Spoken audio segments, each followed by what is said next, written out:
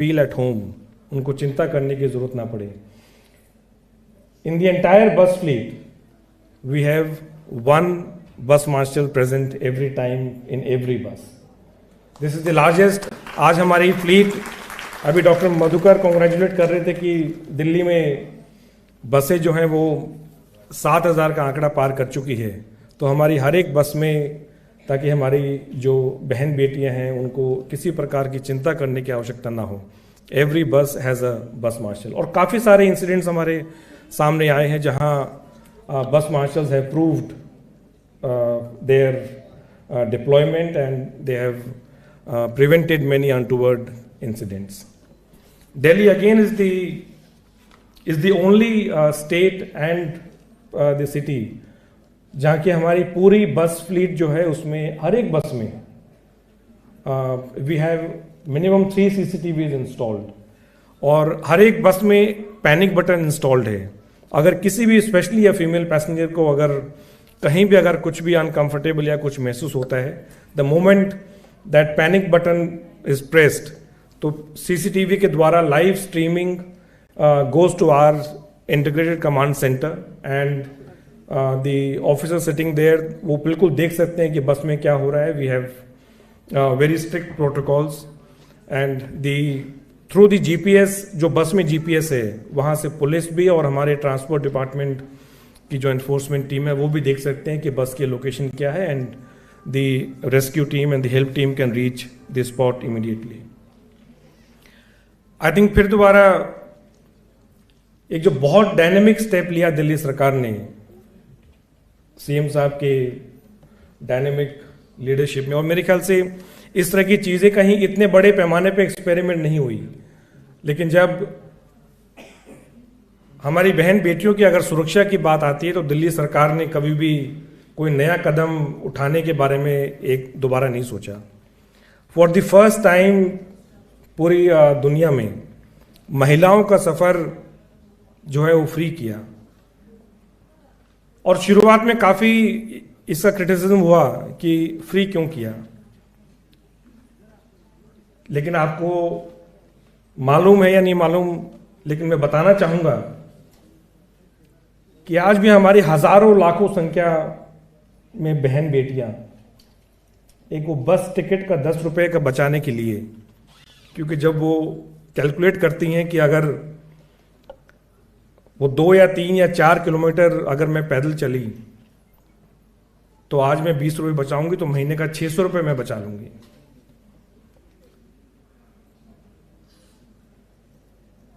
Lakhs of female passengers have travelled. I think हम अभी पीछे देख रहे थे, more than 400 crore rupees have been spent on their travel.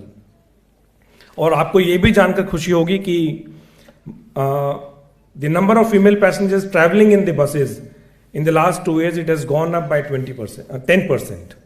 तो जहां 10% महिलाओं ने कभी बस में सफर नहीं किया था, प्रोबेबली थिंकिंग कि why spend that amount on ticket. एक दूसरा जो probably again for the first time Delhi में काफ़ी महिलाएं हैं जो टैक्सी चलाती हैं, ऑटो भी चला रहे हैं, उनको एनकरेज करने के लिए ताकि और महिलाएं जो हैं वो सामने आए और अपने पैरों पे खड़ी हों. हमने अभी 4,000 इलेक्ट्रिक ऑटोज के परमिट की घोषणा की थी. उसमें से 30% जो परमिट्स है वो है रिजर्व्ड ओनली फॉर वुमेन. तो आने वाले समय में आप और ज़्यादा संख्या में महिलाओं को देखेंगे इलेक्ट्रिक ऑटो, जिनका कलर भी हमने डिफरेंट रखा है, लाइलैक कलर रखा है. तो मेरे ख्याल say that is a wonderful step taken in that direction.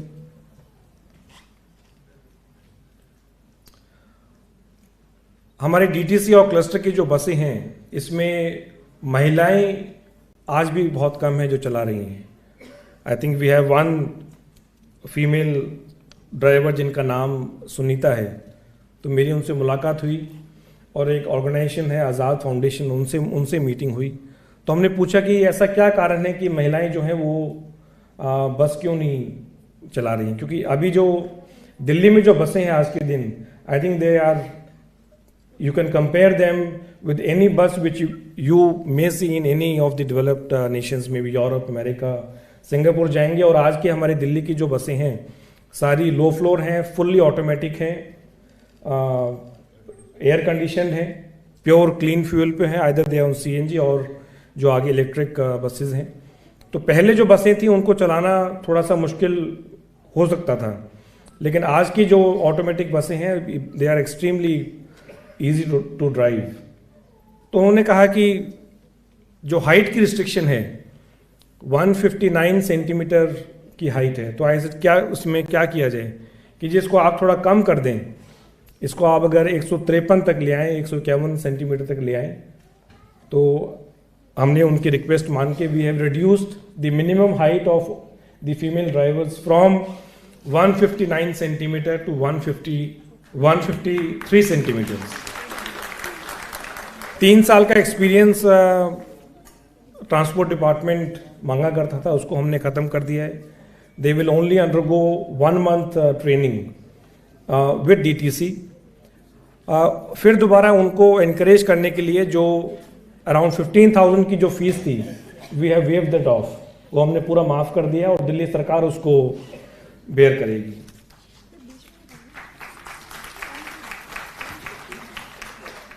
कुछ जो स्कीम्स दिल्ली सरकार ने हमारी बहन बेटियों को और मजबूत करने के लिए, उनको और एम्पावर करने के लिए आपके सामने रखी, और एक बार फिर दोबारा पूरी दिल्ली सरकार की तरफ से, मेरी तरफ से इस इंटरनेशनल वुमेन डे की ढेर सारी शुभकामनाएं। भगवान से प्रार्थना करता हूं कि इसी प्रकार हमारी महिलाएं आगे बढ़ती रहें और देश का नाम रोशन करते रहें। बहुत बहुत धन्यवाद। जय Hind.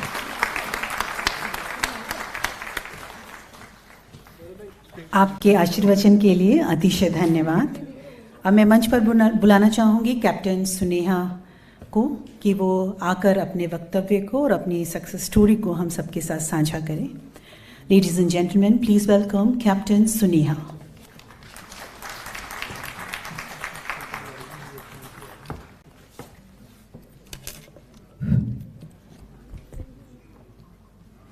Good morning, everyone. This is Captain Suneha Gadpande. I would like to thank our honorable guests, Chairperson Ms. Swati Maliwal, members of DCW. Sorry. Sure. We have with us His Excellency Shri Cameron Mackay, High Commissioner of Canada. I would like to invite him on stage. Please give a huge round of applause for His Excellency Shri Cameron Mackay.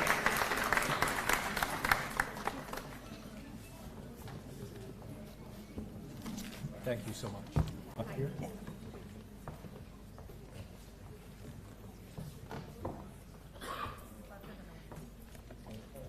I would request DCW team to present a planter to High Commissioner of Canada.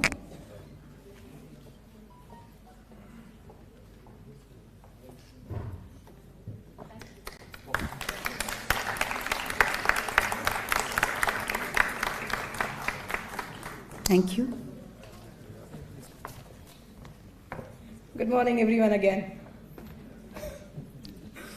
Would want to thank our honorable guests, our chairperson, Ms. Swati Maliwal, and the members of DCW, also our great audience present over here, for organizing such a wonderful event, which would not be possible without the efforts of the DCW team. Thank you so much.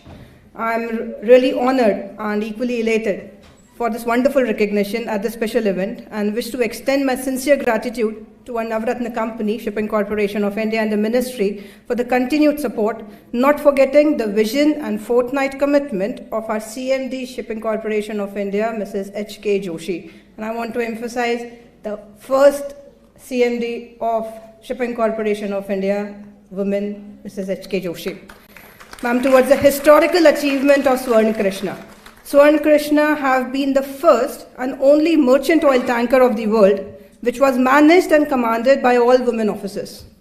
The ship was chartered under Indian Oil Corporation Limited and used to carry crude oil through ONGC. We were transporting for our nation demands during the pandemic, during the second wave. regarding how my journey has started as a merchant naval officer.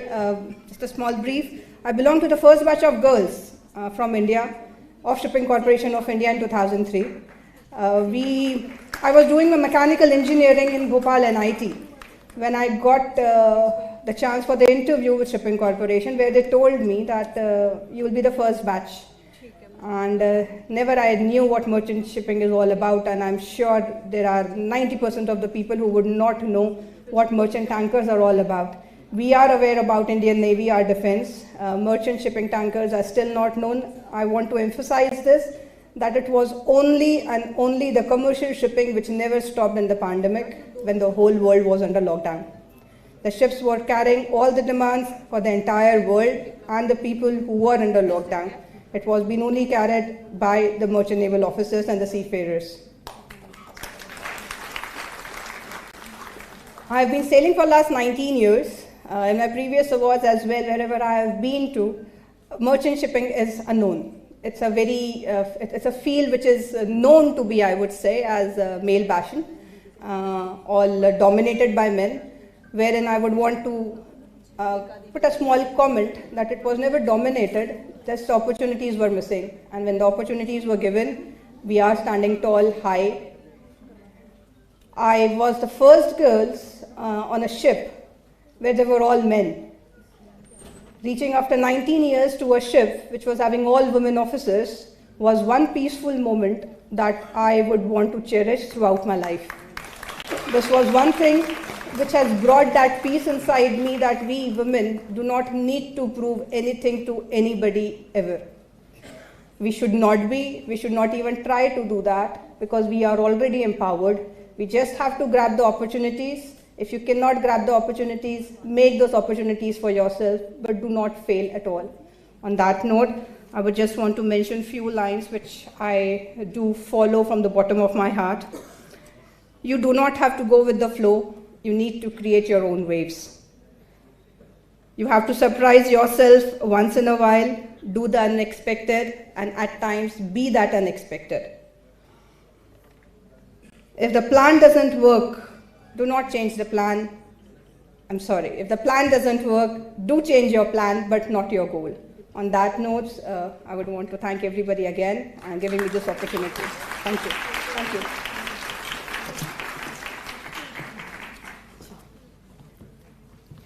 जी हाँ, बिल्कुल सही कहा आपने कि कौन सी राह है जो तलाश नहीं होती, कौन सा दिल है जिसमें प्यास नहीं होती। आदमी ज़मी भी है और आसमां भी, सूरज की रोशनी कभी उदास नहीं होती।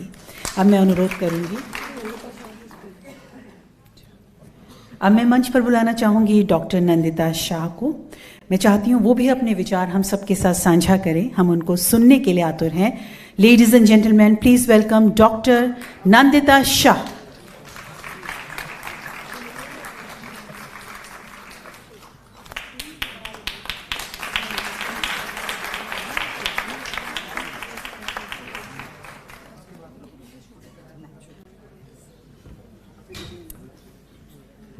Good morning, everyone. I am so honored, and I really want to thank Mrs. Swati Maliwal and the whole team here for this honor. I want to say that what I'm doing, which is to make food medicine, is not something new. In fact, Hippocrates, the father of medicine, said, "Let food be thy medicine and thy medicine food."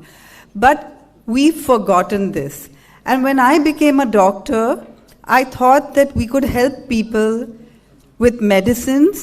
And it took me a number of years to realize that, in general, for the kind of diseases that we are facing today, that means lifestyle diseases, diabetes and hypertension, and nowadays autoimmune diseases and cancer, these diseases are caused by lifestyle, and medicines never cure. Anyone with diabetes or hypertension knows that when they go to the doctor, are given medicines. They're even given dietary instructions, like stop sugar and stop carbohydrates in the case of diabetes, and nobody gets cured. And that's because you can't solve a problem without removing the cause of the problem, and the cause is never lack of medicines. So it took me a while to understand all of this, and when I did, and as in the introduction they said that it was, my own illness, which was an autoimmune Guillain-Barré.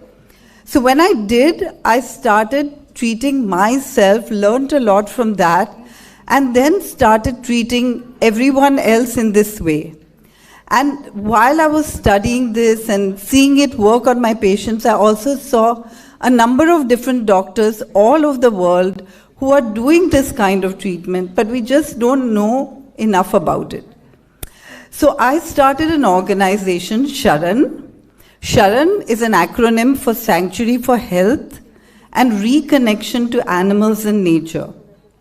Why reconnection to animals and nature? Because animals in nature know how to be well. But we are living in concrete jungles and we've lost touch with our instincts. And so what I do is help people come back to their instincts and so reverse diseases. There are lifestyle diseases these days like diabetes and hypertension, and even some cases of cancers and autoimmune diseases and many, many others in between, like asthma and skin diseases and whatever. Hormonal problems like hypothyroidism and infertility and so on. So if you'd like to know more about this, you could visit our website sharan-india.org. So once again, I want to say that people are doing this all over the world. And, I think Sharan is one of the largest organizations in India doing this and maybe one of the earliest. But there are so many people doing this that you can find a practitioner near you as well. Thank you very much for this honor. धन्यवाद। मैं अनुरोध करूंगी हमारे मंच पर जितनी भी आसीन अतिथिगण हैं, कृपया वो अपना स्थान ग्रहण करें। अब आपके सामने कुछ ही पल में एक परफॉर्मेंस जो है वो प्रस्तुत करने जा रहे हैं। धन्यवाद।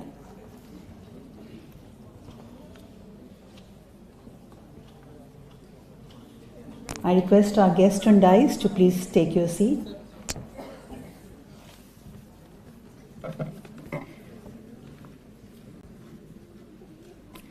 कहते हैं कला वही है जिसमें सृजन की संवेदना और पावन अभिव्यक्ति का कौशल हो। Kung Fu nuns, it's an order of Buddhist nuns belonging to the Drupka lineage, introduces Kung Fu into their lives. They're best known for their social activism and humanitarian work. They occupy leadership roles across the nunneries. They have cycled 4,000 kilometers from Nepal to Leh in India and have manually removed thousands and pounds of plastic litter from across the Himalayas. Ladies and gentlemen, please welcome Kung Fu nuns.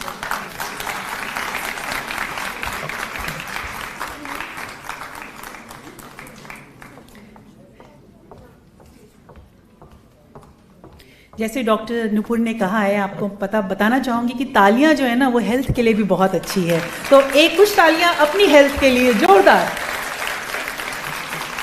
हमारे मुख्य अतिथि honourable chief minister Delhi सरकार श्री अरविंद केजरीवाल जी हमारे बीच में पधार चुके हैं। आप सभी से अनुरोध है एक बार जोरदार तालियों की गूंज से उनका स्वागत करें। आना तेरा मुबारक, तशरीफ लाने वाले, आंखें बिछा रहे हैं तुझको बुलाने वाले।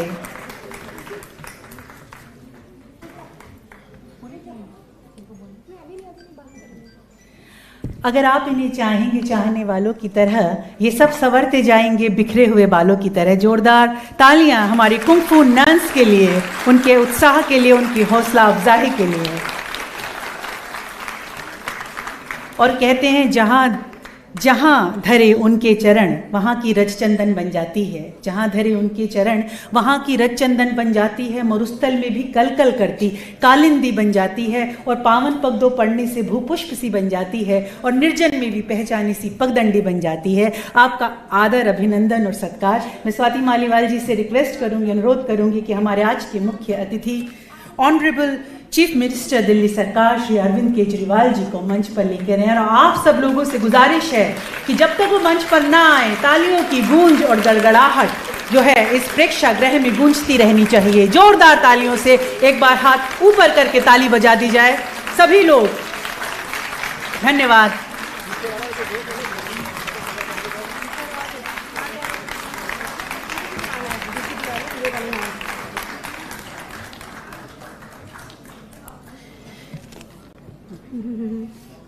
मैं इनके साथ lieutenant general Rajiv Chaudhary VSM, director general border roads, उनको भी बुलाना चाहूँगी मंच पर। सह सम्मान air marshal Shri K Anant Raman, VSM Indian air force, उनको भी बुलाना चाहूँगी। Shri doctor BBL Madhukar, director general BRICS, कृपया आप भी मंच पर आएँ। His excellency Shri Cameron McKay, high commissioner Canada. I would like to invite forward on stage His Excellency Shri Cameron Mackay, High Commissioner of Canada, on stage.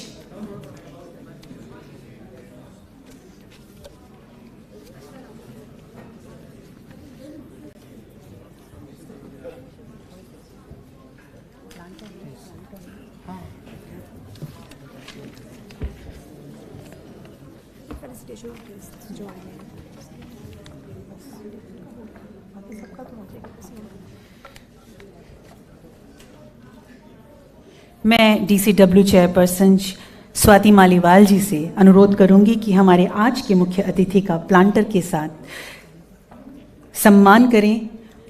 कहते हैं कि what better way to express our emotions through the medium of plants.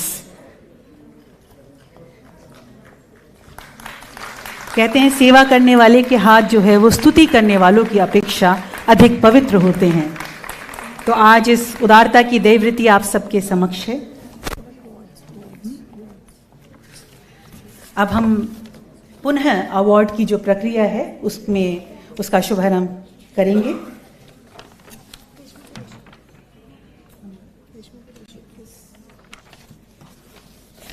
मैं बुलाना चाहूंगी सर्वप्रथम रेशमा कुरैशी, और awardees को बुलाने से पहले मैं अनुरोध करूंगी हमारे आज के जितने भी इस मंच पर आसीन हमारे मेहमान हैं, मुख्य अतिथि हैं, अन्य विशिष्ट अतिथिगण हैं, कृपया आगे आ जाएं मंच पर, हमारे अवार्डीज का हौसला अफजाई करें।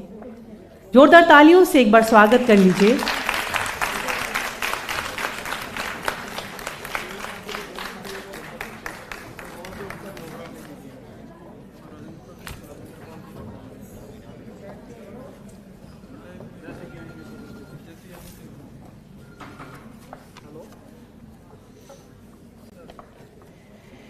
सर्वप्रथम बुलाना चाहूंगी रेशमा कुरैशी। हमारी अगली अवार्ड की कहानी आप सबके रोंगटे खड़े कर देगी। रेशम कुरैशी 2014 में मात्र 17 वर्ष की उम्र में एसिड अटैक का शिकार हुई। रेशमा ने फैशन की दुनिया में कदम रखा, न्यूयॉर्क फैशन वीक में रैंप पर चलकर देश का नाम ऊंचा किया। रेशमा यूट्यूब के जरिए सामाजिक मुद्दों पर अपने विचार रखती है और इनके इन वीडियोस को देश ही नहीं वरन पूरे विश्व में सराहा जाता है। Ladies and gentleman, please welcome Reshma Qureshi. हमारी अगली अवार्डी है लेट अनुष्का। यूँ तो राजस्थान की धरती ने भारत को अनगिनत वीर दिए। आपको सुनाते हैं आज राजस्थान से एक 13 साल की बच्ची की बेमिसाल बहादुरी की कहानी। धौलपुर की इस बच्ची ने नदी में कूदकर 3 डूबते हुए बच्चों की जान बचाई और अंत में एक और बच्चे की जान बचाते बचाते खुद पानी की तेज प्रवाह में बह गई। 13 साल की बेटी अनुष्का की बहादुरी हम सबके लिए एक मिसाल है। उनकी इस बहादुरी और त्याग को सलाम करने के लिए हम अनुष्का के माता पिता को बुलाना चाहेंगे स्टेज पर। आज बेशक अनुष्का हमारे साथ नहीं है, लेकिन उनकी बहादुरी को देश हमेशा याद रखेगा। ऐसी वीरांगना को जन्म देने वाले माता पिता को हमारा सलाम है।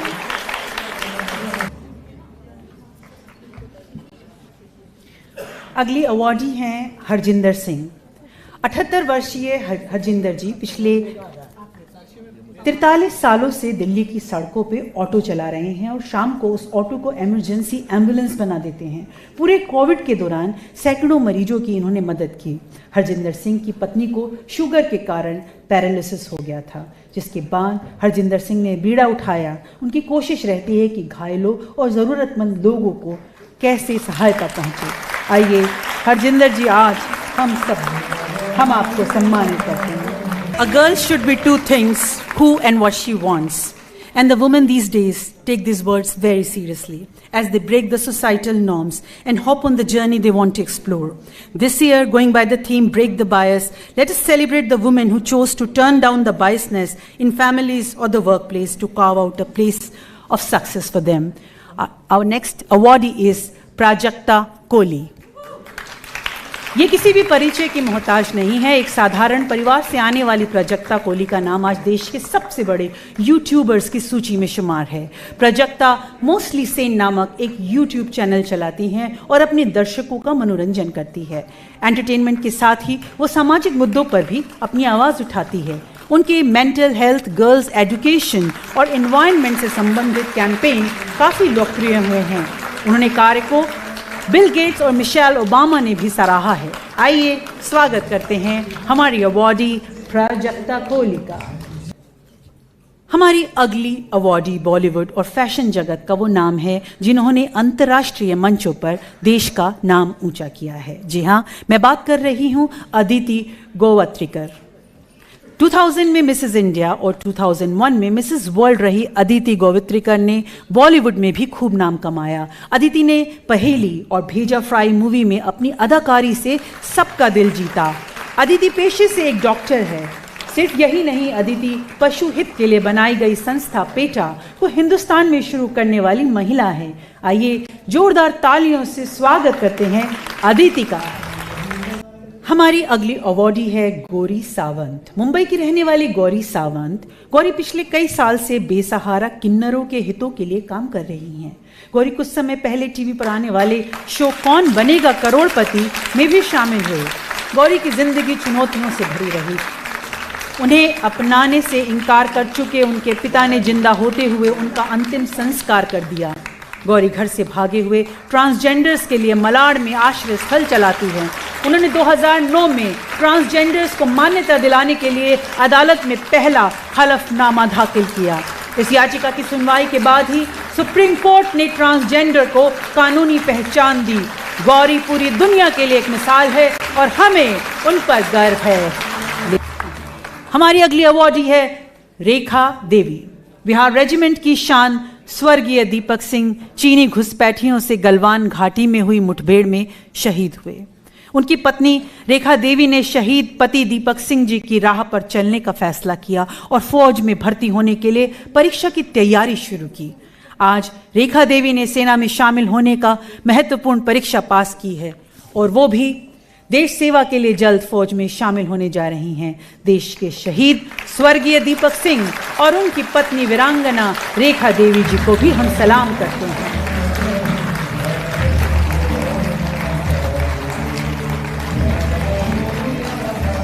टीम की खिलाड़ी बहुत ही मुश्किल हालातों से लड़कर आज इस मुकाम तक पहुंची है। देश के लिए हॉकी के मैदान पर लड़ने वाली बेटियों की हिम्मत को आज हम सलाम करते हैं और उम्मीद करते हैं इनसे सीख लेकर और भी बेटियां आगे आएंगी, देश का नाम।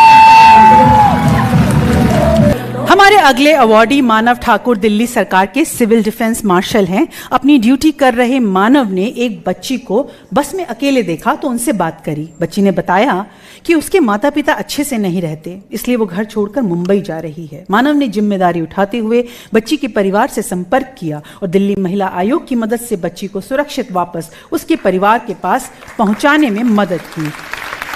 मानव ठाकुर, डीसीडी मार्शल।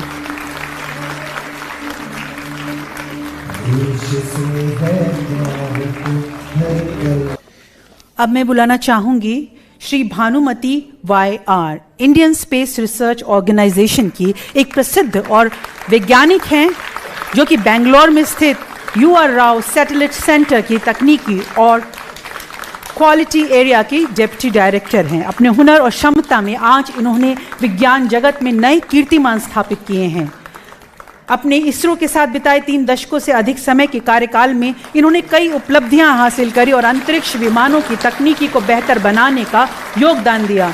श्री भानुमति भारत की 19वीं जियो स्टेशनरी सैटेलाइट की सिस्टम विश्वसनीयता की डेप्यूटी प्रोजेक्ट डायरेक्टर भी थी, जो कि 2010 में लॉन्च किया गया था। इतना ही नहीं बल्कि इन्होंने भिन्न भिन्न प्रकार की सैटेलाइट टेक्नोलॉजी पे काम किया। आइए हम सब मिलकर इनका सम्मान करते हैं।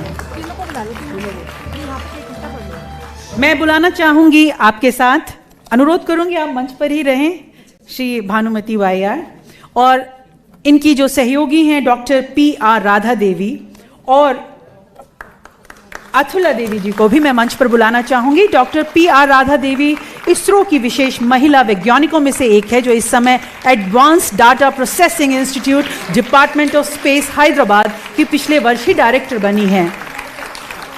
कई सालों से अधिक के अपने कार्यकाल में राधा देवी जी ने विशेषकर सैटेलाइट तस्वीरें वाली तकनीक पर 40 से अधिक अत्याधुनिक किताबें लिखी हैं, जिन्हें सिर्फ भारत में ही नहीं बल्कि पूरे विश्व में सराहा गया है। आइए सब मिलकर हम सब अभिनंदन करते हैं डॉक्टर PR राधा देवी। और अब समय है श्री अथुला देवी जी को भी बुलाने का। इस समय विक्रम साराभाई स्पेस सेंटर केरला की सिस्टम विश्वसनीयता डेप्यूटी डायरेक्टर हैं।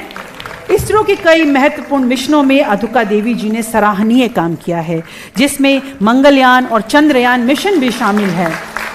अथुला अपने सेंटर की महिला एम्प्लॉय फोरम की प्रेसिडेंट भी है, जो कि महिला कर्मियों के हित के लिए काम करता है तथा समाज की पिछड़ी जातियों एवं अंतर जातियों को पानी, खाना, पढ़ाई, अन्य जरूरी सामग्री पहुंचाने का भी कार्य करता है। आइए हम सम्मान करते हैं अथुला देवी।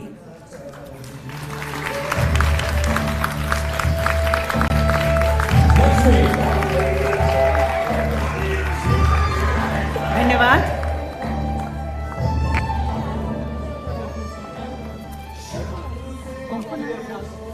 और अब जिसकी बेहतरीन परफॉर्मेंस का आप रसावत स्वाद ले चुके हैं, तो उन्हें बुलाना चाहूंगी कुंग-फू नन्स। वो एक ऐसी महिलाएं हैं जो कि न सिर्फ इतिहास को सजो कर रखने का काम कर रही हैं, बल्कि हर दिन एक नया इतिहास भी रच रही हैं। आइए तालियों की मधुर ध्वनि के साथ बुलाते हैं कुंग-फू नन्स को। बौद्ध धर्म से आने वाली ये महिलाएं सेल्फ डिफेंस और मार्शल आर्ट की अनोखी एवं ऐतिहासिक तकनीक का प्रदर्शन तथा शिक्षण करती हैं। ये नन्स ग्रुप का समूह का प्रतिनिधित्व करती हैं और लैंगिक भेदभाव, शारीरिक तथा मानसिक स्वास्थ्य और पर्यावरण के अनुकूल जीवन जीने के लिए सबको प्रेरित करती है। अब ये नन्स हमारे समक्ष अपनी कला का प्रदर्शन इन्होंने हाल ही में किया है। तालियां रुकनी नहीं चाहिए, ऐसा प्रतीत होना चाहिए मानो इस प्रेक्षागृह और पूरे माहौल में बिजली की तरंगें छूट जाएं।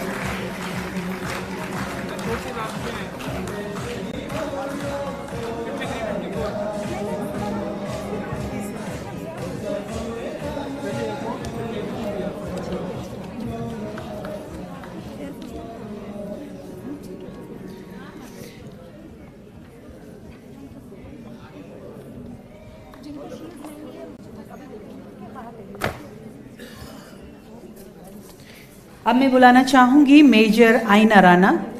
हमारी अगली अवॉर्डी BRO द्वारा भारत चीन सीमा पर सड़क निर्माण कार्यों की कंपनी की हाल ही में पहली महिला अध्यक्ष बनी और कहा कि मैं पहले ऑफिसर हूं फिर महिला। जोरदार तालियों से स्वागत करते हैं मेजर आयना राणा का, जो पिछले 9 सालों से पूरी शिद्दत से भारतीय सेना में अपने कर्तव्यों की निर्वाह कर रही हैं। जब उन्हें बीआरओ ने भारत चीन सीमा पर कनेक्टिविटी बढ़ाने की जिम्मेदारी सौंपी, उन्होंने अपनी प्रतिभा पहली महिला कमांडिंग ऑफिसर बनी। आइए सब तालियों के साथ वैशाली के समर्पण भाव का अभिनंदन करते हैं। वैशाली हिवा सिंह। कर्नल नवनीत दुग्गल, जो कि भारत की पूर्वोत्तर सीमा के प्रमुख क्षेत्रों में काम करने वाली पहली महिला है। नवनीत ने, जिनकी दिलचस्पी स्पोर्ट्स से भी है, 2006 में विश्व सेना खेलों में सेना का प्रतिनिधित्व भी किया और हम सबकी तरफ से नवनीत को हार्दिक शुभकामनाएं। विंग कमांडर टी आशा ज्योतिर्मल। आइए अब रुक करते हैं एयरफोर्स के जाबाजों की ओर। स्टेज पे बुलाते हैं आकाश से बात करने वाली विंग कमांडर टी आशा ज्योतिर्मय को। स्काई डाइविंग की शौकीन आशा जी का नाम स्काई डाइविंग के क्षेत्र में कई रिकॉर्ड हैं और दौड़ में 900 से अधिक पैरा जंप्स वो कर चुकी हैं। यही नहीं बल्कि आशा जी ने भारत की इकलौती स्काई डाइविंग टीम बनाने एवं उनका विश्व मिलिट्री खेलों स्विट्जरलैंड में भी नेतृत्व किया। देश की बेटी आशा जी के नाम 10,000 फीट की ऊंचाई पर भारत का ध्वज लहराने का भी रिकॉर्ड दर्ज है। हाल ही में आर्मी में द्वारा करवाई गई tri services sky diving jump Pokhran में हिस्सा लेने वाली वो अकेली महिला बनी। आशा जी हिम्मत और जज्बे का एक प्रतीक और हमारी आने वाली पीढ़ी के लिए प्रेरणा स्रोत है। मैं बुलाना चाहूंगी विंग कमांडर भावना मेहरा। अब हम मंच पर निमंत्रण देना चाहेंगे पहाड़ों से आंख मिलाने वाली भावना मेहरा जी का। डर शब्द तो भावना के शब्दकोश में ही नहीं है।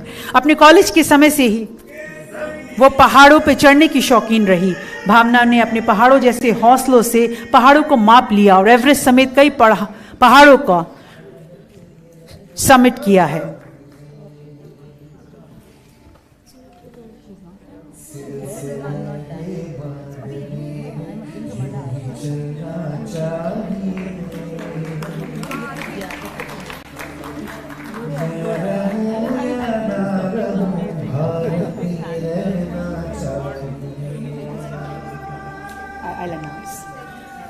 I would like to invite now Wing Commander T. आशा ज्योतिर्मय। आइए रुक करते हैं एयरफोर्स के जवाजों की और स्टेज पे बुलाते हैं आकाश से बात करने वाली विंग कमांडर टी आशा ज्योतिर्मय को। स्काई डाइविंग की शौकीन आशा जी का नाम स्काई डाइविंग के क्षेत्र में कई रिकॉर्ड और 900 से अधिक पैरा जंप्स वो कर चुकी हैं। यही नहीं, आशा जी ने भारत की इकलौती स्काई डाइविंग टीम बनाने एवं उनका विश्व मिलिट्री खेलों स्विट्जरलैंड में उनका नेतृत्व भी किया। देश की बेटी आशा जी का नाम 10,000 फीट की ऊंचाई पर भारत का ध्वज लहराने का भी रिकॉर्ड दर्ज है। Ladies and gentleman, wing commander T Asha Jyotirmay. Wing commander Bhavna Mehra. पहाड़ों से आंखें मिलाने वाली भावना मेहरा जी को डर शब्द तो भावना के शब्दकोश में ही नहीं है। उन्होंने अपने कॉलेज के समय से ही पहाड़ों पर चढ़ने का वो शौकीन रही हैं। भावना ने अपने पहाड़ों जैसे हौसलों से पहाड़ों को माप लिया और एवरेस्ट समेत कई पहाड़ियों का समिट किया है। भावना 2021 में ट्राई सर्विस मनेरंग माउंट पर्वतारोही अभियान को लीड करने वाली महिला थी और इन्होंने 21,000 फीट से ज्यादा ऊंचाई पर भारत का झंडा 15 अगस्त 2021 को लहराया। यही नहीं बल्कि भावना का नाम लिम्का बुक ऑफ रिकॉर्ड्स में 140 घंटे से ज़्यादा फाइटर विमान उड़ाने के लिए भी रिकॉर्ड दर्ज है। भावना अपने हौसले से और महिलाओं को प्रेरित करती है कि काफ़ी छोटी उम्र में भी खतरों का सामना वो डट कर करती है।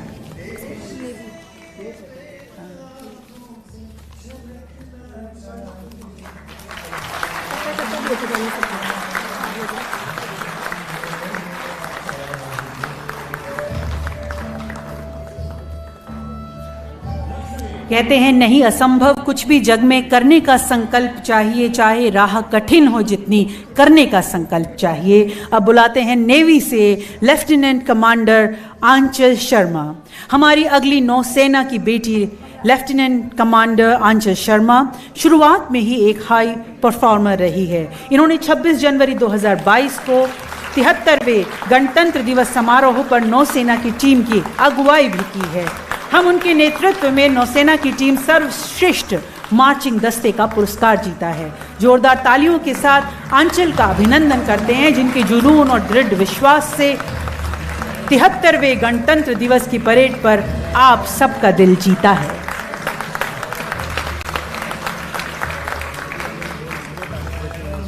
लेफ्टिनेंट, एक आपसे गुजारिश करना चाहूंगी कि जब भी मैं मंच पर नाम बोलूं, आपकी तालियों की गूंज रुकनी नहीं चाहिए। ये मैं आपसे अनुरोध कर रही हूं, गुजारिश कर रही हूं। बुलाएंगे लेफ्टिनेंट कमांडर प्रेरणा प्रवीण दियोस्थली। प्रेरणा प्रवीण जी नौसेना वायु ऑपरेशंस में कार्यरत है। प्रेरणा उन कुछ चुनिंदा महिलाओं में से हैं जिन्होंने वर्ष 2020 में नौसेना में परमानेंट कमीशन मिला था।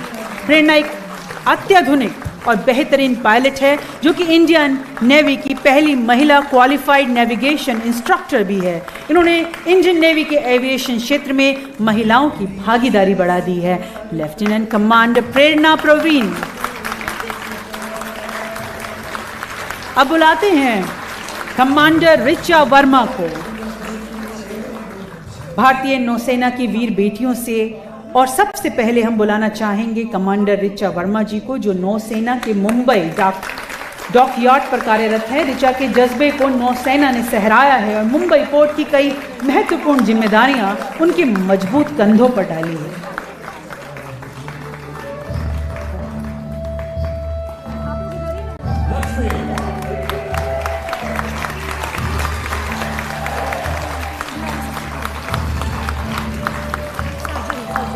अब बुलाना चाहेंगे सर्जन लेफ्टिनेंट कमांडर थवा पांडियन हाना जे।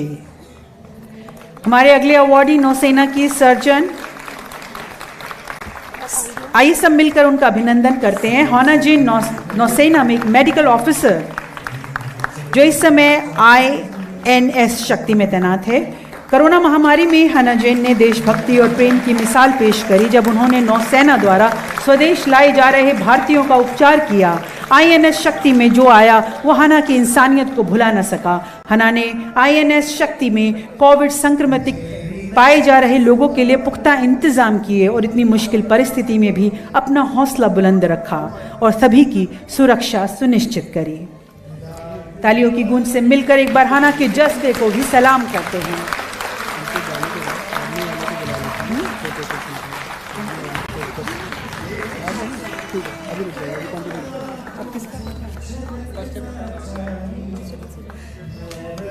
हमारी अगली अवार्डी है हेड कांस्टेबल सीमा।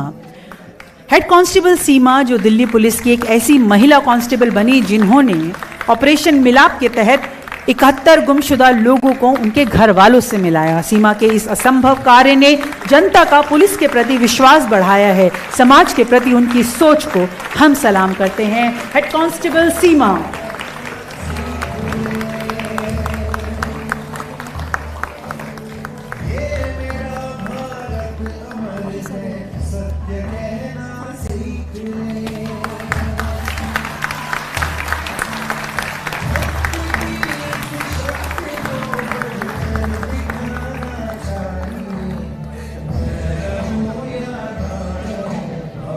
कांस्टेबल पुरी डेमन जनवरी 2022 को असम के जिला कोकराझार के बनार गांव की रहने वाली एक लड़की के लापता होने की सूचना प्राप्त हुई। उसने राजस्थान के एक अज्ञात व्यक्ति ने शादी का झूठा वादा देकर व्हाट्सएप और फोन पर दोस्ती की थी। कांस्टेबल पुरी डेमन ने अपनी 7 सदस्यीय टीम के द्वारा लड़की को नई दिल्ली रेलवे स्टेशन के प्लेटफॉर्म नंबर 16 से खोज निकाला और उसको असम वापस जाने में भी मदद की। Constable Puri daemon.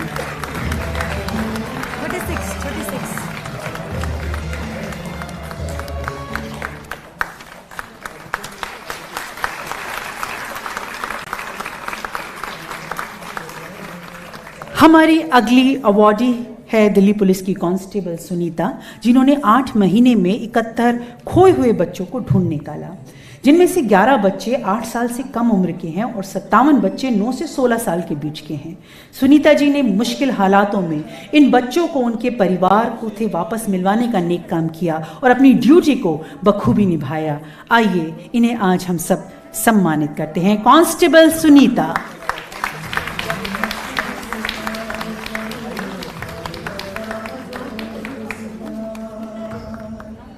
वो अभी हमारे बीच में थी पर शायद किसी कारणवश उनको जाना पड़ा। बुलाएंगे एएसआई प्रियंका सैनी। कई लड़कियों को सोशल मीडिया पर झांसा देकर दुष्कर्म करने वाले एक अपराधी की तलाश करने पर भी जब मुजरिम पकड़ में नहीं आया तो अपराधी को ढूंढने के लिए दिल्ली पुलिस एएसआई प्रियंका ने फेसबुक पर एक नकली प्रोफाइल बनाई और अपराधी के नाम वाले सभी लोगों को फेसबुक पर संदेश भेजा। उत्तर देने वाला वही आरोपी था जिसकी पीड़िता ने पुष्टि भी की। एएसआई ने फेसबुक पर उससे दोस्ती की, उससे बातें की, फिर आरोपी से नंबरों का आदान प्रदान किया। अंत में इंस्पेक्टर ने आरोपी को बाहर मिलने को कहा और जब वो मिलने आया तो आरोपी को गिरफ्तार कर लिया। एएसआई प्रियंका ने अपनी सूझबूझ से इस मामले को सुलझाने में अत्यधिक रचनात्मकता और होशियारी दिखाई। जहां आरोपी के नाम के अलावा कोई अन्य जानकारी नहीं थी, वहां एएसआई प्रियंका ने चतुराई से उसे धर दबोचा। हम उनको सलाम करते हैं।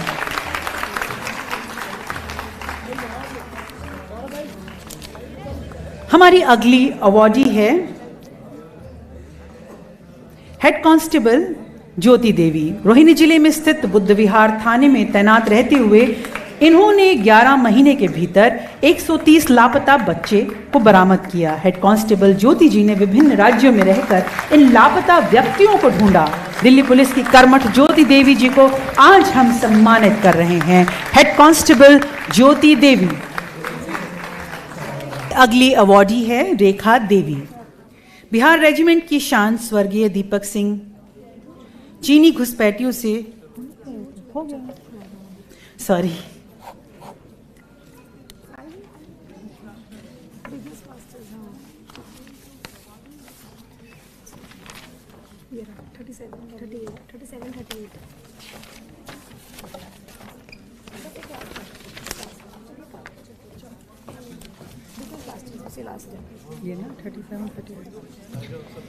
Megha business blasters.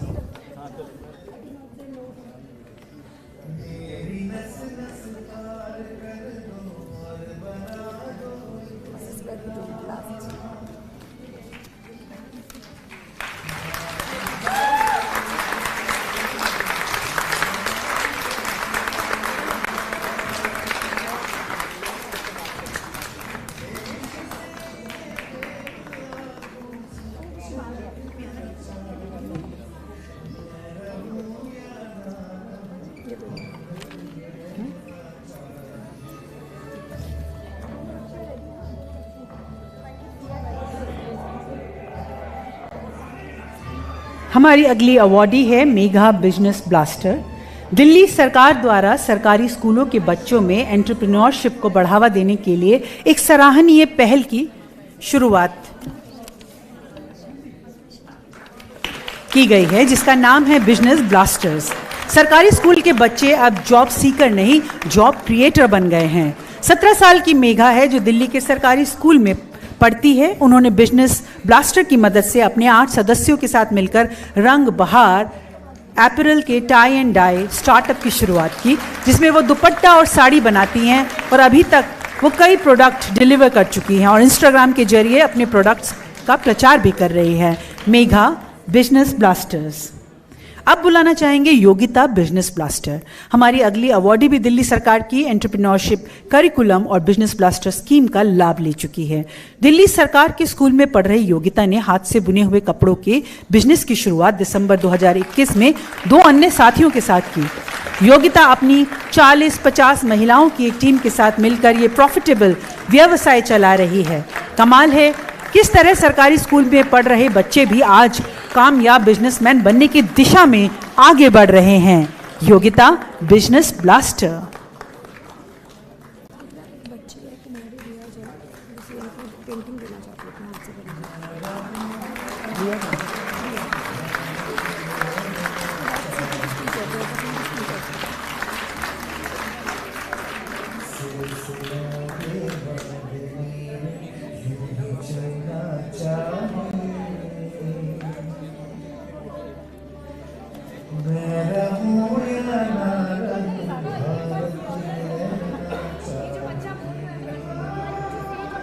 Hello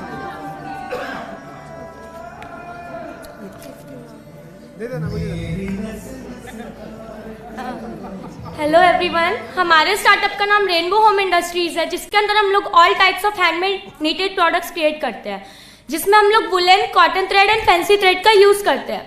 and my name is Yogita and हमारे इस बिज़नेस की यूएसपी ये है कि हम इसके अंदर जॉब क्रिएटर के साथ साथ जॉब प्रोवाइडर भी है, जिसमें कि हम लोगों ने अब तक इंटर दिल्ली 50 लेडीज़ को जॉब दे दी है and out of Delhi 60 ladies हमारे साथ जुड़ी हुई हैं। और अभी हम लोगों का इन्वेस्टमेंट एक्सपो था, जिसमें 51,000 टीम्स में से 126 टीम सेलेक्ट हुई थी, जिसमें हमारी टीम भी थी, जिसमें हम लोगों ने 70,000 की डिमांड करी थी और हमें 50 लाख का ऑफर आया था। और thank you so much to AAP team, Arvind Kejriwal sir. Three cheers for Arvind Kejriwal sir. Hip hip hip hip hip hip.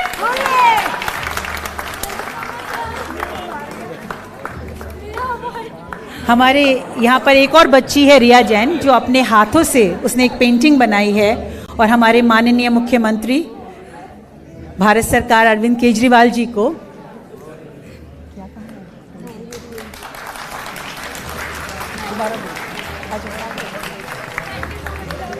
एक बच्ची है इस प्रेक्षागृह में जिसका नाम रिया जैन है। उसने अपने हाथों से एक पेंटिंग तैयार की है और हमारे आज के मुख्य अतिथि को अपने हाथों से वो भेंट करना चाहती है।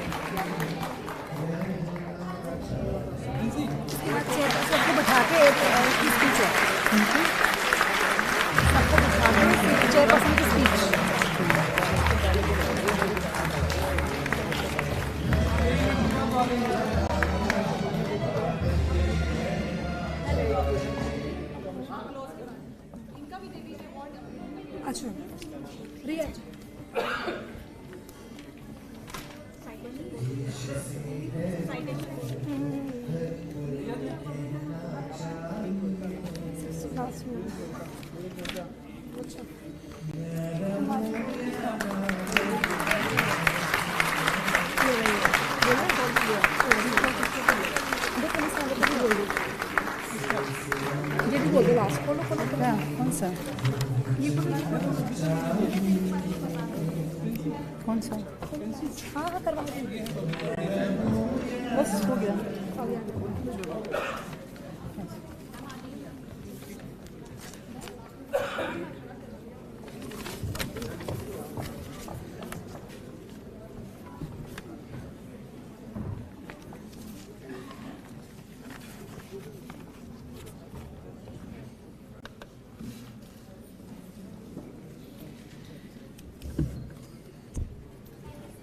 शौक रखती हूँ मगर सास कहाँ से लाऊं, शौक रखती हूँ मगर सास कहाँ से लाऊं, हाले दिल कहने का अंदाज कहाँ से लाऊं। अपनी आवाज़ से दुनिया डुबोई है लेकिन, अपनी आवाज़ से दुनिया डुबोई है लेकिन, तुझसे मिलती हुई आवाज़ कहाँ से लाऊं। मैं उस आवाज़ की बात कर रही हूँ, शख्सियत की बात कर रही हूँ, जो आज की जितनी भी नारी यहाँ बैठी हैं उनकी एक बुलंद आवाज़ है। वो सशक्त शक्ति है जो अबलाओं को के लिए एक मसीहा के रूप में खड़ी हैं। उनके कार्यों की सूची तो बहुत लंबी है, बताने में बहुत समय लग जाएगा, मगर मैं फिर भी सहसम्मान हमारे दिल्ली कमीशन फॉर वुमेन की चेयरपर्सन स्वाति मालीवाल जी को बुलाना चाहूँगी। एक बार सब लोग जोरदार तालियों से उनका स्वागत करें।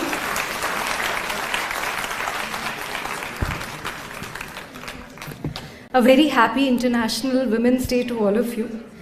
On behalf of the entire Delhi Commission for Women, I welcome our esteemed guests, our awardees, and our friends to this Delhi Commission for Women International Women's Days Award 2022.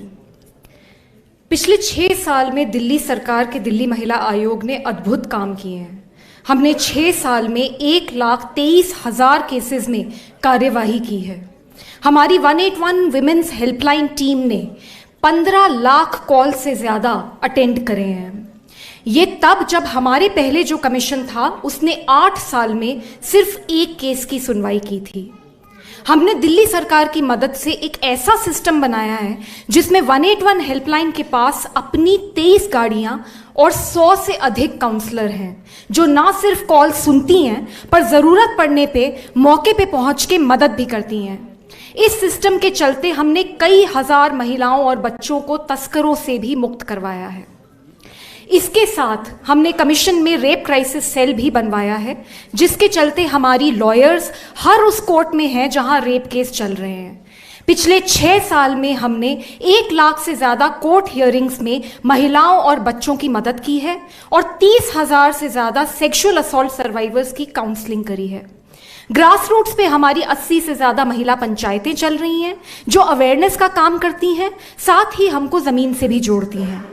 हमने केंद्र और राज्य सरकार को 300 से अधिक सुझाव भी दिए हैं, चाहे वो स्पा में प्रोस्टिट्यूशन का मुद्दा हो या फिर निर्भया के कातिल को आज़ाद ना होने देने के लिए रात में सुप्रीम कोर्ट खुलवाने तक की पहल। दिल्ली महिला आयोग ने इस सिस्टम से ऐसे कई कठिन सवाल पूछे हैं और जवाबदेही तय की है। 2018 में जब एक 8 महीने की बच्ची का रेप हुआ था, मैं अनशन पे बैठी थी। मेरे अनशन के 10वें दिन पे हमारी मांगे मानी गई और देश में ये कानून बना कि छोटे बच्चों के बलात्कारियों को हर हाल में 6 महीने में फांसी की सजा दी जाएगी।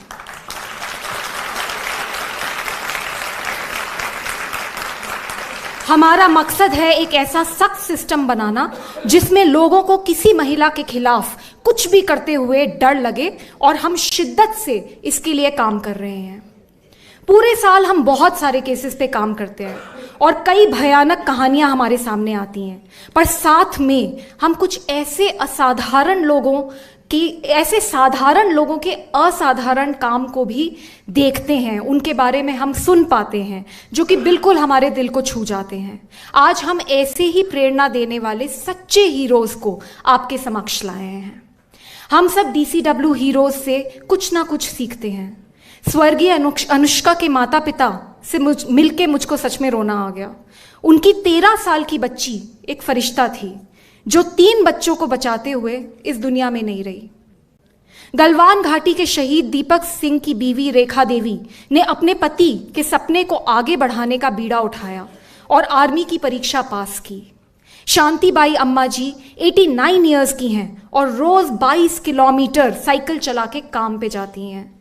साथ ही हमारे एयरफोर्स, नेवी, आर्मी, BRO और दिल्ली पुलिस के जांबाज जवान देखकर और उनके शौर्य की गाथा सुनकर मन सच में बहुत खुश हो रहा है। मैं सभी अवॉर्डीज और उनके परिवारों को बहुत बहुत बहुत बधाई देती हूँ।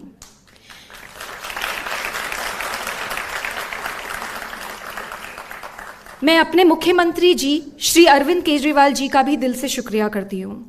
उनके विजन के चलते आज दिल्ली महिला आयोग का बजट 3 करोड़ से बढ़ाकर 35 करोड़ कर दिया गया है। आप सबको जान के बहुत खुशी होगी कि नेशनल कमीशन ऑफ विमेन से भी कहीं ज्यादा बजट दिल्ली महिला आयोग का है। साथ ही दिल्ली में कई ऐतिहासिक कार्य दिल्ली सरकार के द्वारा किए गए हैं। आज दिल्ली में चप्पे चप्पे पर CCTV कैमरास हैं। मैं कितने दिल्ली पुलिस के ऑफिसर से मिलती हूँ जो मुझे बताते हैं कि कैसे वो CCTV कैमरास ने उनको, बच्चियों को, महिलाओं को ढूंढने में मदद करी है। साथ में दिल्ली सरकार में अरविंद केजरीवाल जी और मनीष सिसोदिया जी के नेतृत्व में एक बहुत ही बड़ा काम हो रहा है, जिसका असर हमको सही मायने में कुछ सालों में देखने को मिलेगा। दिल्ली सरकार के स्कूल में हैप्पीनेस करिकुलम, बिजनेस ब्लास्टर्स जैसे अभी आपने देखा, जैसे कई अनोखे कार्य चल रहे हैं जिनमें बच्चों को अच्छा और सफल इंसान बनने की शिक्षा दी जा रही है। मेरा मानना है कि अच्छे समाज को बनाने में दिल्ली सरकार के इस पहल का बहुत बड़ा योगदान होगा। बस में चाहे वो CCTV कैमरास हो या मार्शल्स हो, मैं ये देख रही हूँ कि दिल्ली सरकार के बहुत सारे इनिशिएटिव्स हैं जो महिलाओं के हित में साबित हो रहे हैं। अंत में मैं अपने मेंबर सेक्रेटरी श्री PP ढल जी और मेंबर्स प्रोमिला गुप्ता जी, किरण नेगी जी, वंदना सिंह जी, सारिका चौधरी जी और फिरदौस जी को दिल से शुक्रिया करती हूँ। ये सब और DCW की पूरी टीम बहुत मेहनत करती है और उनके धैर्य और अच्छाई से ही आज हमारा आयोग इतनी ऊंची मकाम पे पहुंचा है। Thank you so much. जय हिंद।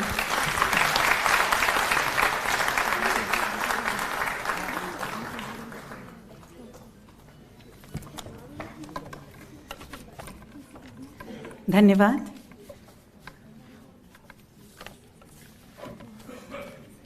अब वो क्षण है जिसको सुनने के लिए आप सब लोग आतुर हैं, जिनके मुखारविंद से, उनकी औजपूर्ण वाणी से आप सभी लोग सुनना चाहेंगे। कहते हैं बड़ा अंदर से है जो बड़ा होने से डरता है, अगर इंसान अच्छा है खुदा होने से डरता है। तो वो एक ऐसी नौका की तरह है जो खुद तो तरते ही हैं, दूसरों को भी तार ले जाते हैं।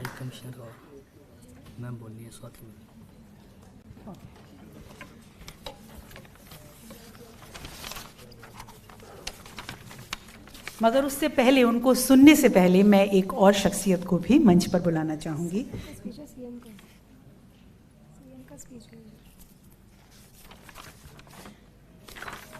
जिनका नाम है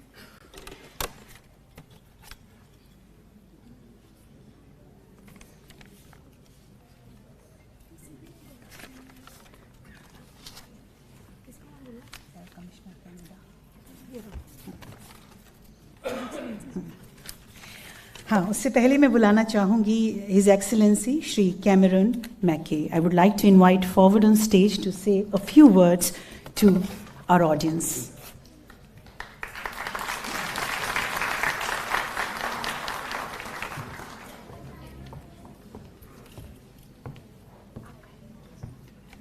Thank you very much for that kind introduction. I hope you will allow me to continue in English or French, but I think I'll do English today. Many thanks to the Delhi Commission for Women for inviting me to participate today in this very inspiring ceremony, I have to say. You've been such a great partner of the Canadian High Commission, so thank you.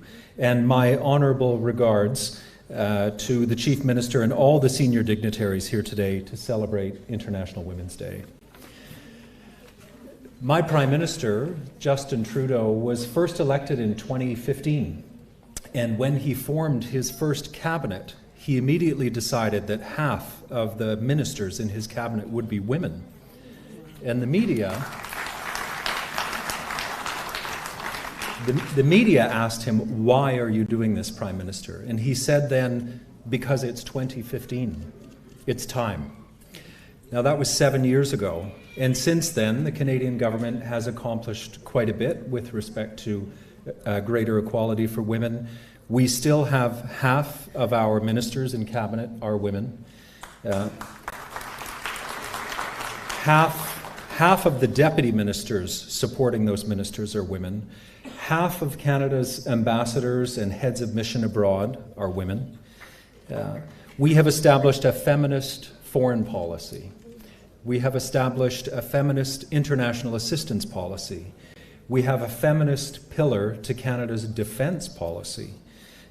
We're leading social programs across the country, including, for example, subsidized daycare for women with young children. Why? To bring more women into the workforce, to help grow the economy even faster after COVID. So we've accomplished quite a bit in the last 7 years, but it's not enough. Canada's record is still not as good as we want it to be. We still have less than 50% of Canada's members of Parliament are women. Much less than 50% of the chief executive officers of leading Canadian businesses are women. Less than 20% of the board members of publicly traded companies in Canada are women. And women still earn in Canada less than 80% of what men earn for doing the same work. This is clearly not fair, and it's not a sustainable situation. So we really still have a lot of work to do in Canada.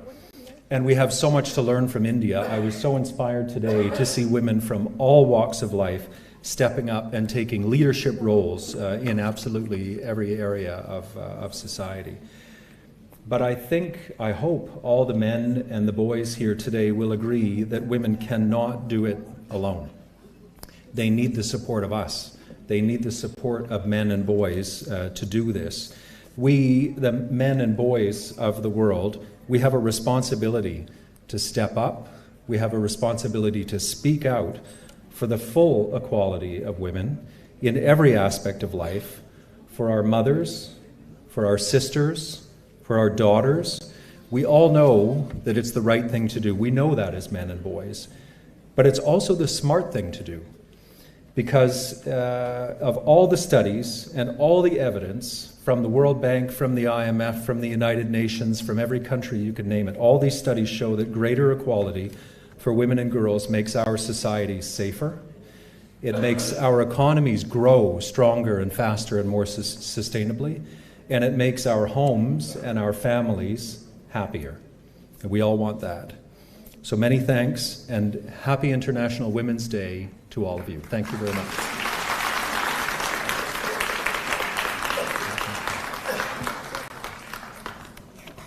Thank you so much for your enlightening words. Canada and India, they share a special bond and linked by a tremendous people-to-people connection. You all know it is a leading education destination for Indian students, and I hope the friendship between India and Canada, it grows stronger day by day. And now, वो perfect moment जिसका हम सबको इंतजार है, कहते हैं वो काम कर कि उम्र खुशी से कटे तेरी, वो काम कर कि उम्र खुशी से कटे तेरी, वो बात कर कि नाम तेरा सब लिया करे, और जब भी तेरा जिक्र हो, जिक्र खैर हो, जब नाम तेरा ले तो अदब से लिया करे। जी हाँ, मेरा आश्रय है हमारे दिल्ली सरकार के चीफ मिनिस्टर श्री अरविंद केजरीवाल जी का, जिनका नाम जो है उनको सब लोग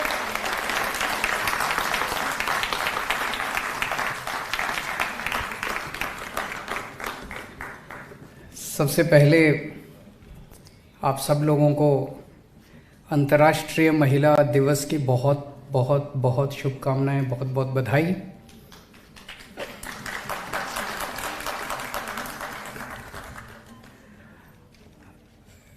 आज जिन लोगों को अवार्ड मिला है उन सब लोगों को बधाई, लेकिन मैं समझता हूं कि आप लोगों से मिलके जितनी एनर्जी हम सब लोगों को मिली है वो बयां नहीं कर सकते। आप लोगों ने इतने अच्छा काम किया, इतना हौसले वाला काम किया, इतना बहादुरी का काम किया है समाज के लिए, देश के लिए। हमें आप सब लोगों के ऊपर गर्व है और आप लोगों से मिलके हम लोगों को बहुत आज ऊर्जा मिली है। मैं दिल्ली महिला आयोग को बहुत बहुत बधाई देना चाहता हूं, जिन्होंने दिल्ली महिला आयोग को इतना वाइब्रेंट बनाया है। जैसे अभी स्वाति जी कह रही थी कि इनके पहले, हमारी सरकार बनने के पहले जो दिल्ली महिला आयोग था उसने 8-9 साल में 1 केस किया था, और इन लोगों ने 5 साल में 1.25 लाख केस किए हैं। तो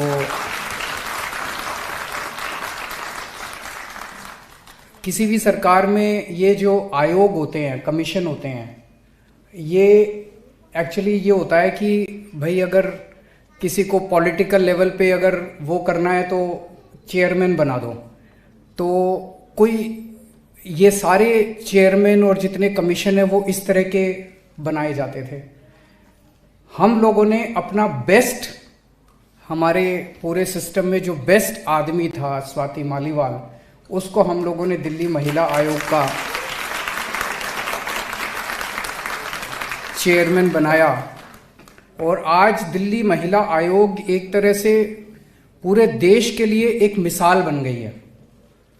महिला आयोग कैसा चलना चाहिए ये आप स्वाति जी से सीखिए। और मैं तो यहाँ तक कहूँगा कि राष्ट्रीय महिला आयोग को भी सीखना चाहिए कि महिला आयोग कैसे चलता है। दिल्ली महिला आयोग से सीखना चाहिए।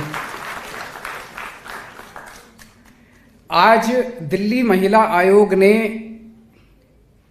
दिल्ली में एक सबसे बड़ी चीज जो की है, दिल्ली की हर महिला के अंदर एक सुरक्षा की भावना पैदा की है। दिल्ली की महिलाओं को यह लगता है कि अगर मेरे साथ कहीं कुछ हुआ तो मैं 181 पे फोन कर लूंगी। लगता है कि नहीं लगता कि 181 एक ऐसी फोन लाइन बन गई है। किसी के घर में पति ने कुछ कर दिया, बेटे ने कुछ कर दिया, किसी के आग लग गई, किसी के साथ अन्याय हो गया, किसी के साथ बलात्कार हो गया, किसी के साथ किसी भी तरह की कोई समस्या हो गई, कोई एक ही कंडीशन है, महिला होनी चाहिए। अगर महिला है और उसके साथ कुछ अन्याय हो गया तो फोन उठाओ, 181 करो और स्वाति मालीवाल पहुंच जाएगी।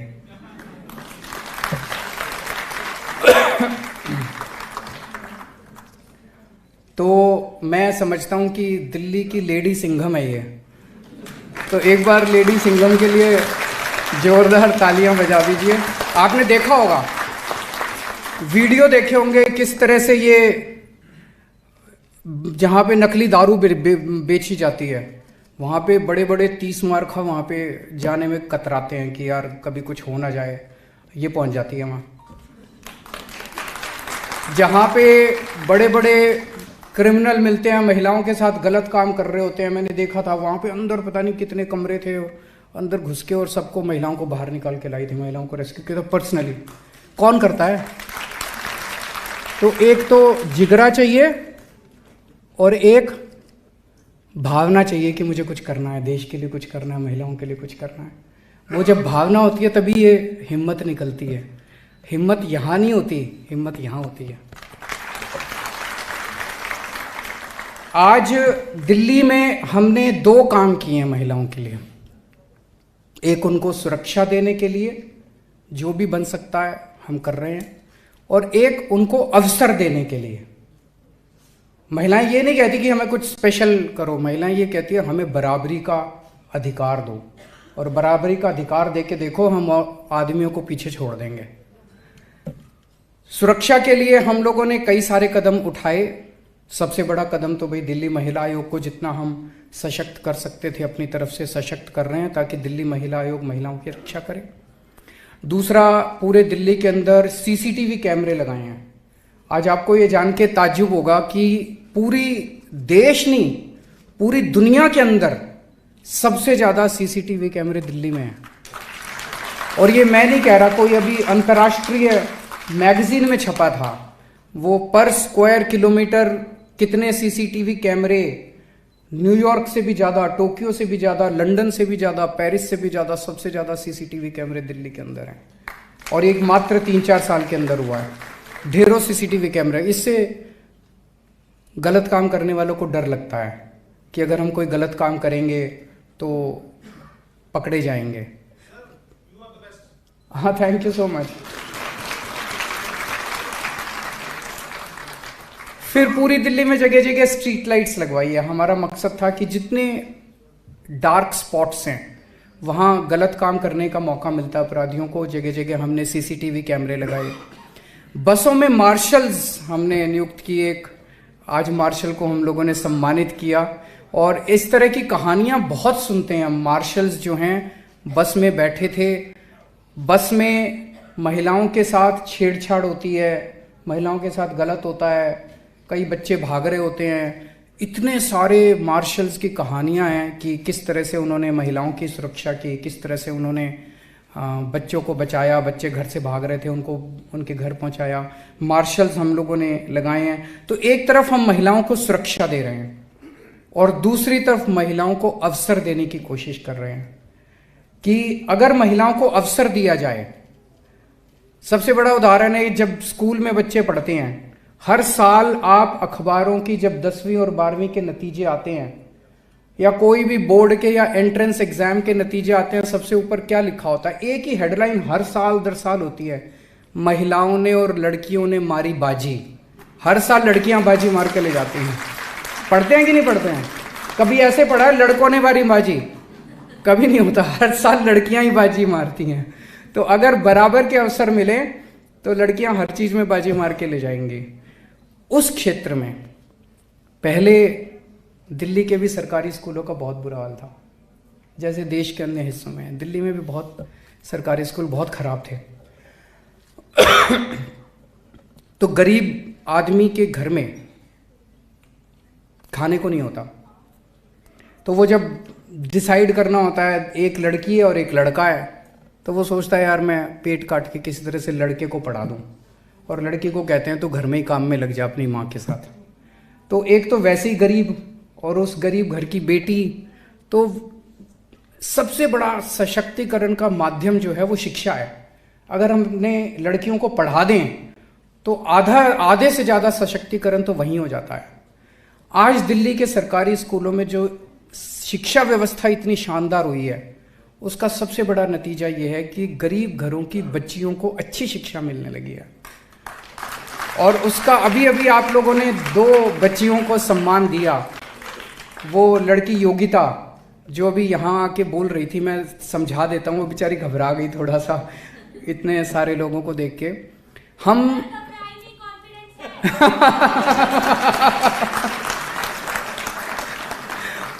बहुत अच्छा बोली, बहुत अच्छा। एक बार जोरदार ताली बजा दीजिए सब लोगों के लिए। हम 11वीं और 12वीं क्लास के बच्चों को, जो बच्चे बिजनेस करना चाहते हैं, हम एक भावना ये पैदा कर रहे हैं बच्चों के अंदर कि ग्रेजुएशन करने के बाद हमारे बच्चे नौकरी ढूंढते फिरते हैं। बीए कर ली, बीकॉम कर ली, एमकॉम कर ली, फिर और पीएचडी कर ली, और फिर नौकरी ढूंढ रहे हैं और नौकरी मिल नहीं रही। हम बच्चों को ये कह रहे हैं हमें नौकरी ढूंढने वाला नहीं, नौकरी देने वाला बनना है। हमें बिजनेस करना है, बिजनेस करना सीखना है। तो वो अंदर, बच्चों के अंदर ये भावना कूट कूट के भरी जा रही है दिल्ली के स्कूलों के अंदर, सरकारी स्कूलों के अंदर, और उनको इनकरेज किया जा रहा है। वो कैसे किया जा रहा है? तो बच्चों को कहा जाता है भाई आप सोचो क्या बिजनेस करना चाहते हो और बिजनेस आइडिया लेके आओ, और ये हर बच्चे को 2-2 हज़ार रुपये देते हैं। 2 हज़ार रुपये तो कुछ भी नहीं होते। और फिर बच्चे इकट्ठे हो सकते हैं। मान लो 5 बच्चे इकट्ठे हो गए तो 5 के मिला के 10,000 रुपये हो गए। 10 बच्चे इकट्ठे हो गए तो उनके मिला के 20,000 रुपये हो गए। वो बच्चे टीम बनाते हैं, और फिर वो बच्चे टीम बना के एक बिजनेस आइडिया सोचते हैं कि हम ये बिजनेस करेंगे, और वो एक्चुअली बिजनेस करना चालू करते हैं।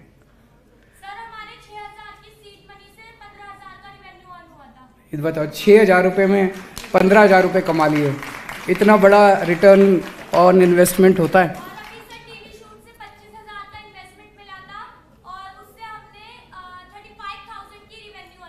Very good.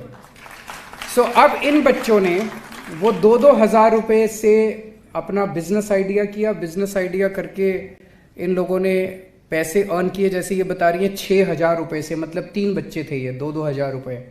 उससे इन्होंने कुछ बिजनेस शुरू किया। बिजनेस शुरू करके इन्होंने माल बेचा। माल बेच के इनके पास 15,000 रुपये आए।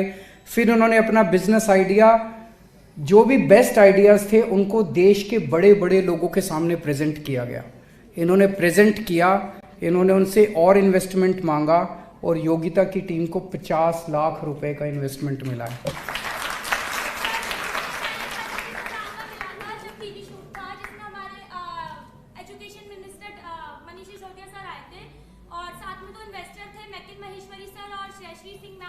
उन्होंने हमें 25,000 प्लस 1,05,000 के एडवांस ऑर्डर दिए थे, और अभी जो हमारा इन्वेस्टमेंट एक्सपो था, हमने 70,000 की डिमांड रखी थी, जिसमें हमें 50 लाख के ऑफर्स आए थे। ये 12वीं क्लास की बच्ची है। एक बार जोरदार तालियां बजा दीजिए इसके लिए। ये सशक्तिकरण है। अगर हमारी छोटी छोटी बच्चियां, आम परिवार की बच्चियां इतने कॉन्फिडेंस के साथ और इस तरह से बात करने लगेंगी और सोचने लगेंगी, यही तो अवसर है। और अवसर क्या है? ये अवसर देने की हम कोशिश कर रहे हैं। हमने बसों में बच्चों की, ये महिलाओं की टिकट फ्री करी। उस टाइम बड़ा वो हुआ था कि केजरीवाल तो सब कुछ फ्री कर रहा है, केजरीवाल तो सब कुछ फ्री कर रहा है। लेकिन अगर आप उसकी भी कहानियाँ सुनोगे, बहुत सारी ऐसी महिलाएं हैं जो बहुत गरीब घर से आती हैं, फल बेचती है। अब वो उसके पास पैसे नहीं थे, वो जितना पैसा वो कमाती नहीं, बेचारी बस के किराए में खर्च दिया करती थी। अब वो अगर बस का किराया फ्री हो गया तो वो दूर कई जगह जाके फल बेच सकती है। कई सारी बच्चियां ऐसी हैं जिनके माँ बाप पढ़ाने के लिए, मेरे को एक जगह गया था, मैं बोली, एक लड़की मिली, बोली सर मेरा एडमिशन तो हो गया MBA में, लेकिन आने जाने के पैसे नहीं हैं। तो बस का किराया फ्री होने की वजह से वो आ जा सकती है, पढ़ सकती है, उसको शिक्षा मिल सकती है। और कुछ हो ना हो, घूम के तो आ ही सकती हैं, लाल किला देख सकती हैं, कुतुब मीनार देख सकती हैं। उसमें क्या हर्ज है? होना चाहिए, क्यों नहीं होना चाहिए? नहीं, महिलाओं को ये फ्रीडम तो होनी चाहिए। जब तक पति घर से नौकरी से आए तब तक घूम फिर आओ। ये भी एक सशक्तिकरण है। आज़ादी भी तो सबसे बड़ा सशक्तिकरण है। तो फिर से अंत में यही कहूँगा कि आप सब लोगों को, पूरे देश भर को, आदमियों को भी, औरतों को भी, सब लोगों को अंतर्राष्ट्रीय महिला दिवस की ढेर सारी शुभकामनाएं।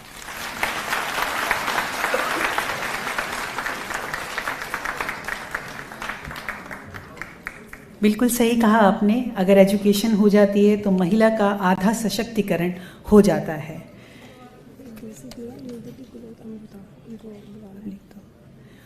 आपकी वाणी हमें प्रोत्साहित करती है, आपके जो कार्य हैं वो हमको प्रेरणा देते हैं और आपकी दूरदर्शिता हमारा मार्गदर्शन करती है।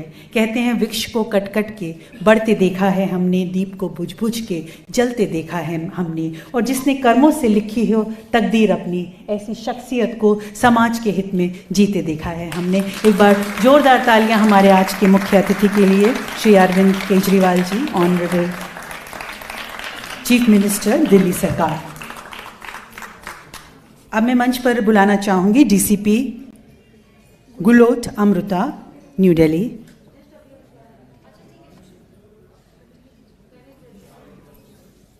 मैं मंच पर बुलाना चाहूंगी डीसीपी गुलोट अमृता, न्यू दिल्ली।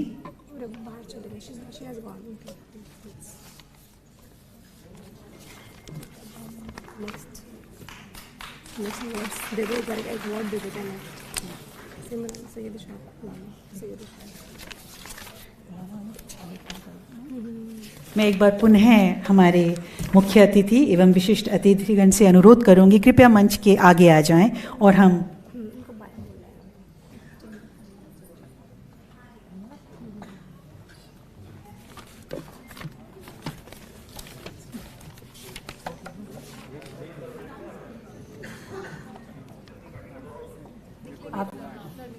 तो मैं आप सभी लोगों की तरफ से एक बार हमारे आज के मुख्य अतिथि का धन्यवाद करना चाहती हूँ। उन्होंने व्यस्त समय से हमें अपना कीमती समय दिया।